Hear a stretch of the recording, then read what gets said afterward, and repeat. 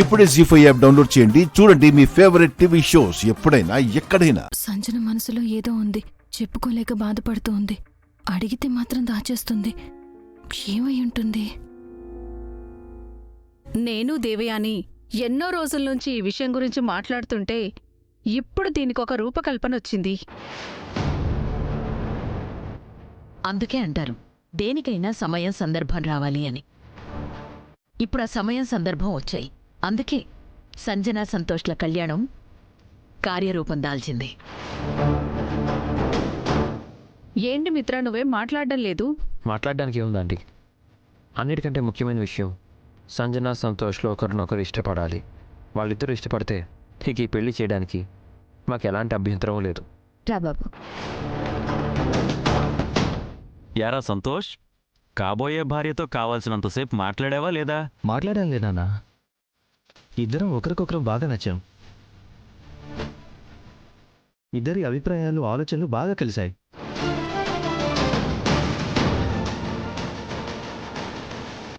అమ్మయ్యా, పెద్దల ఆలోచనలతో పాటు పిల్లల అభిరుచులు కూడా కలిసిపోతే ఇంకేం కావాలి?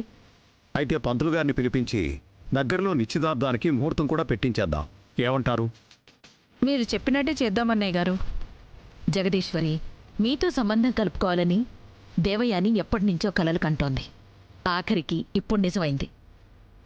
అందుకే దేవయాని అభిరుచికి తగ్గట్టే ఈ పెళ్లి కూడా ఎలాంటి లోటు లేకుండా జరిపిద్దాం.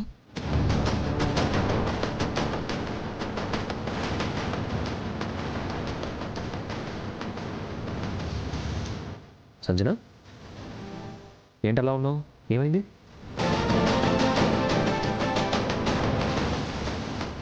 నిన్నే సంజన, పెళ్ళి కుదురుతుందని సంతోషంగా ఉండాల్సిన నువ్వు ఏదో సమస్యల్లో మునిగిపోతున్నట్టు కనిపిస్తున్నావేంటి? ఏమైంది? సంజన ఏంటి ఏం మాట్లాడట్లేదు? కొంపదీసి ఈ పెళ్లి ఇష్టం లేదని చెప్తుందా ఏంటి? ఏంటి సంజన అంత సైలెంట్గా ఉన్నావు?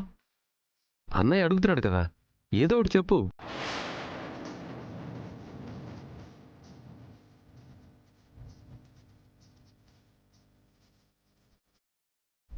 సంజన, నీ మనసులో ఏదో ఉంది, చెప్పడానికి భయపడుతున్నావని నాకు తెలుస్తోంది. ఇక్కడున్న వాళ్ళందరూ నీ వాళ్ళే. మనసులో ఏముందో బయటికి చెప్పు.